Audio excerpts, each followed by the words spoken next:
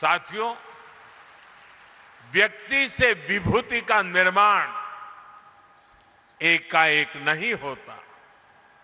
इसके लिए हमें जीवन की अनगिनत परीक्षाएं देनी होती है, साधना करनी होती है, तप करना होता है, खुद को तपाना पड़ता है, खपाना पड़ता है। ख्याति के बाद तो संसार पीछे खड़ा होता है, लेकिन तप के समय महान विभूतियों को पहचानना आसान नहीं होता। जो साधक को तपस्या में पहचानता है, वो उसकी सिद्धि का सहभागी भी होता है। इसलिए भाइयों बहनों, स्वामी विवेकानंद जी के जीवन में मैसूरू का इतना अहम योगदान था। करीब 130 वर्ष पहले स्वामी जी एक युवा सन्यासी के रूप में भ्रमण करते हुए मैसूरू आए थे। तब उनकी प्रसिद्धि वैसी नहीं थी, लेकिन विचार उतने ही ऊंचे थे। उस समय उन्हें जिन लोगों ने पहचाना, जो उनके साथ जुड़े, उनमें से एक प्रमुख नाम मैसूरू के तत्कालीन महाराजा के भी था। जब स्वामी विवेकानंद जी अमेरिका में थे, तो उन्होंने वहां से मैसूरू के तत्कालीन महाराजा को एक पत्र लिखा था। उसमें उन्होंने स्वयं महाराजा के सहयोग का उल्लेख किया था।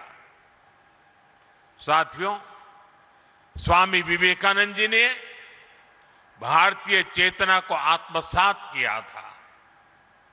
उन्होंने शास्त्रों को आत्मसात किया था, जो कहते हैं परम परोपकारार्थ यो जीवति स जीवति, अर्थात वास्तव में वही जीता है जो दूसरों के लिए जीता है।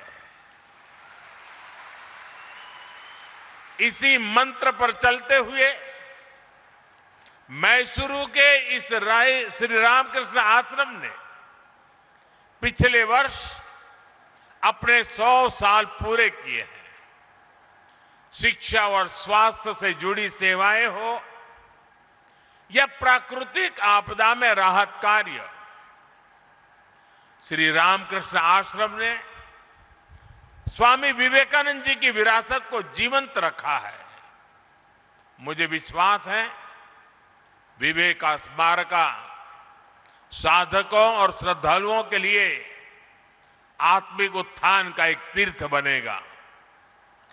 स्वामी विवेकानंद जी की प्रेरणा थी शिव ज्ञाने जीव सेवा, यानी जीव की सेवा ही शिव की सेवा है। हमें इस विवेक स्मारक में इसलिए ऐसे युवाओं को गढ़ना है जिनके लिए समाज और राष्ट्र के हित, गरीब वंचित के दुख अपने सुख दुख से ऊपर हो, जिन युवाओं के लिए राष्ट्र प्रथम ही सर्वोपरि मंत्र हो, मां भारती की सेवा ही जिनका जीवन लक्ष्य हो। साथियों, स्वामी विवेकानंद जी युवाओं की शिक्षा को राष्ट्र निर्माण का मजबूत आधार मानते थे।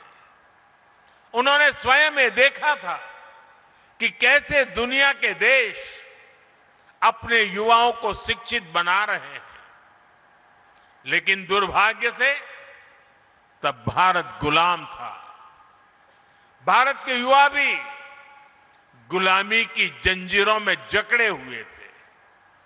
उस दौर से लेकर अब तक भारत के युवा ने एक लंबी यात्रा तय की है।